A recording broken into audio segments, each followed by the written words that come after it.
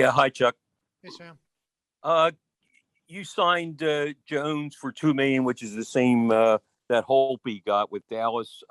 What what did you like about Jones over Holtby? It was a really fast moving market, Sam. There was a lot of teams looking for goaltenders. So, you know, you look at as many situations as you can and find as many situations where the player has the same interest in you that you have in him, and you make quick decisions. But, Martin Jones is a guy that has played really well in this league for a long time.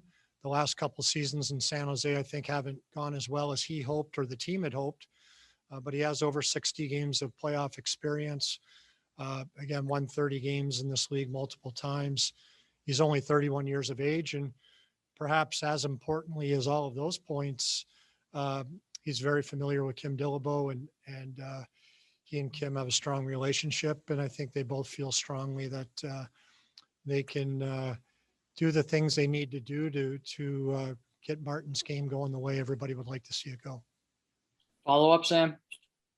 Yeah. Do you feel like you're done? For the summer, or are there any more moves for the Flyers, not the fans, but any more moves for the Flyers that you would like to make?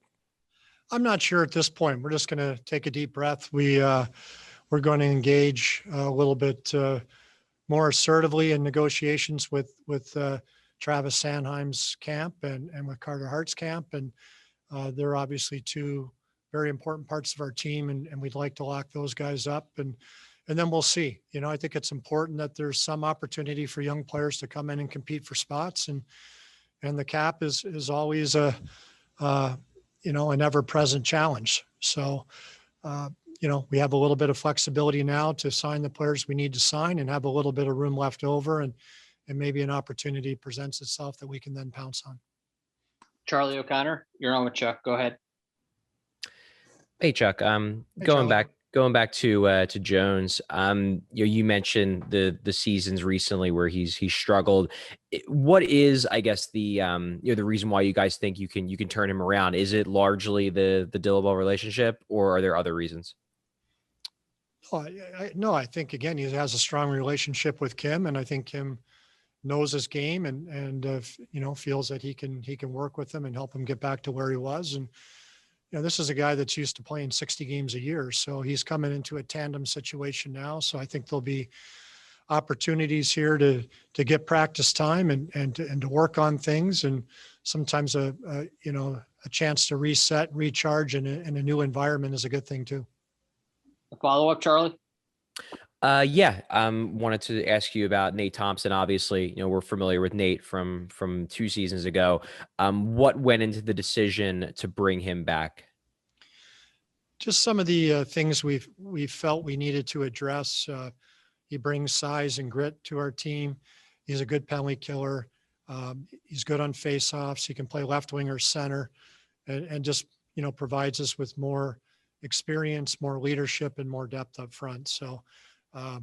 It seems like every year, if you don't add this type of player now, then you have to add it at the deadline. And we just thought we'd get ahead of it and bring him in. And we had a good experience with him before, and we were excited to bring him back. And Nate was excited to come back. Anthony Sanfilippo, you're on with Chuck. Go ahead.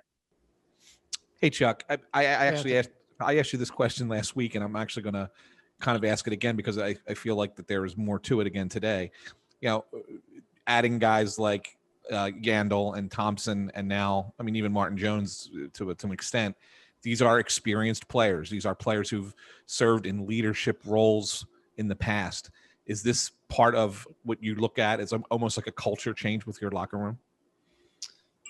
Yeah, the culture changes. Look, I'm sure that's part of it. Anytime you can add good quality people, good experienced players who have been leaders on other teams, it's only going to enhance your leadership group.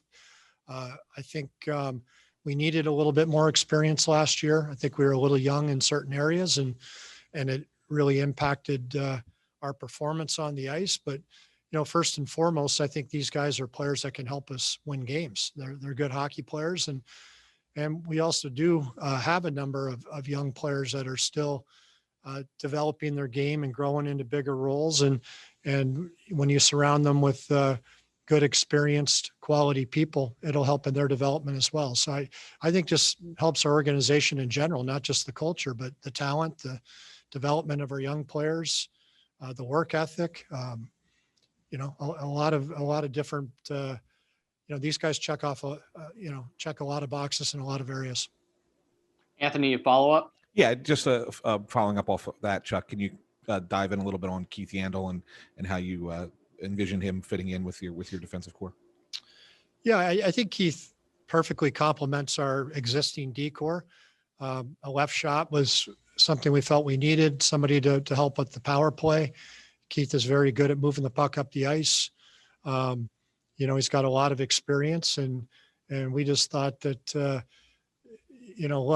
neither one of our special teams were great last year. We think we've added some things to help the PK, and I think Keith in particular is somebody that can help quarterback the power play and bring another option for our coaches for the power play. And I think we have several defensemen that can play on the power play, and Keith has a pretty good skill set. Bill Meltzer, you're on with Chuck. Go ahead. Yeah, Chuck, when you look at a goaltender struggling, and this applies to Carter last season too, but when Jones had the little bit of a downturn in San Jose, if you look at their roster and their results, they've had other quality goalies there too. Evan Dubnyk, Aaron Dell, both solid goaltenders, but they seem to struggle just as much as Jones did. So how do you break apart what's the team, what's the goalie, and what's a combination of the two? Well, it's a hard thing to do, but we saw it here last year too. And, our goaltending numbers weren't very good. Our team defense wasn't very good, but really it started up the ice. It was a full team effort, as I've mentioned to you guys several times, and you guys saw it. We didn't manage the puck well. We lost a third guy, lost our third forward all the time. We gave up too many odd man rushes. We didn't defend well in zone. We didn't kill well, and we didn't get enough saves. So it was a combination. And when you don't play well in front of your goaltenders, it makes life very hard on them. And you can lose confidence. You start compensating and cheating in different ways. So it's hard to know. I'm not, I can only speak to our situation. I can't speak to what happened in San Jose, but I do know that if we, defend better in front of our goaltenders, they in turn will play well and allow our players to be more confident too. Jordan Hall, you're on with Chuck. Go ahead. Hey, Chuck. Hey, Jordan.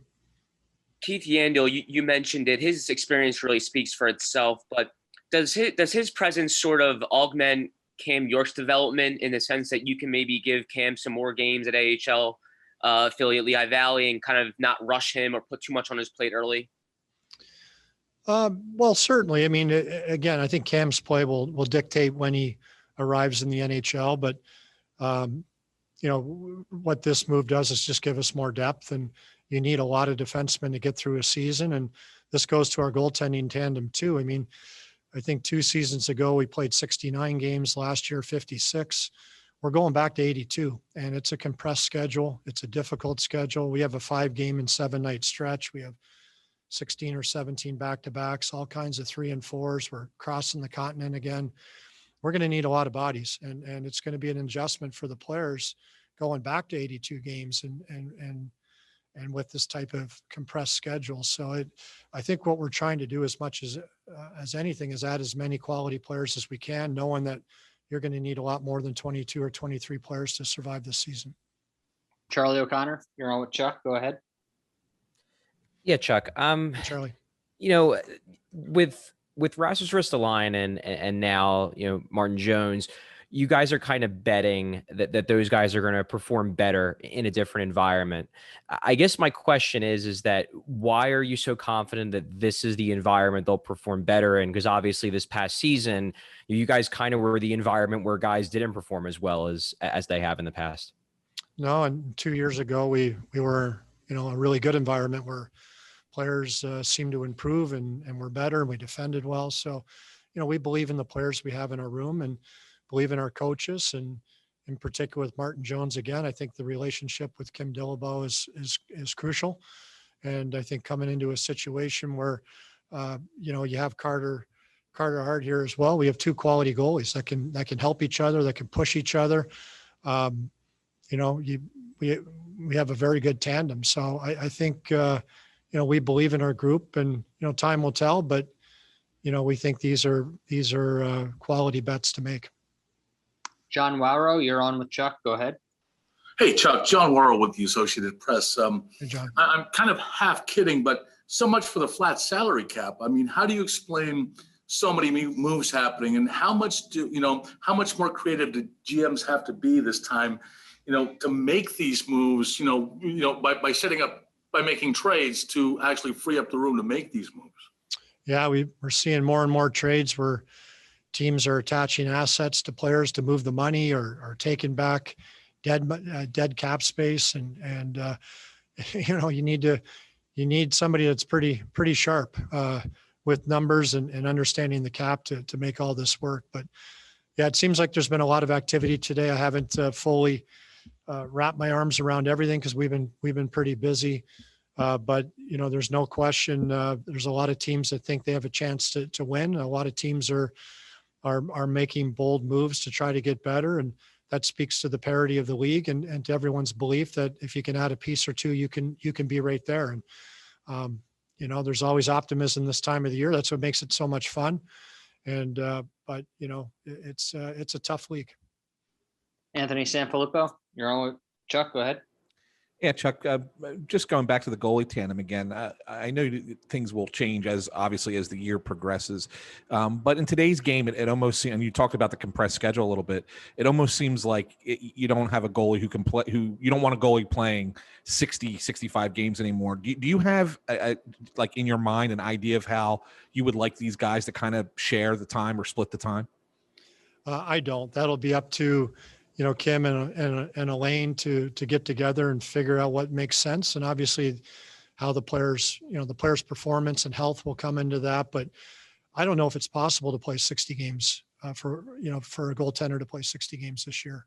Again, I'm not sure if it's 16 or 17 back-to-backs. Our schedule changed a little bit at the end, but it's 5 games and 7 nights and 3 time zones. I think we have at one stretch. So obviously one guy's playing 3 and one guy's playing 2 there. So it's the nature of it. I'm sure when we get to the 22-23 season, without an Olympic break, the schedule may have a little bit more, have a few more breaks in it, maybe spread out a little bit better, but this year's going to be a tough schedule. And again, it'll be the first time in 3 years that we've played 82 games.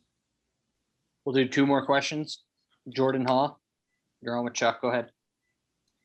Hey, Chuck. Hey, Jordan. Kevin Hayes obviously knows Keith Yandle very well, and Justin Braun obviously played with Martin Jones a lot in San Jose.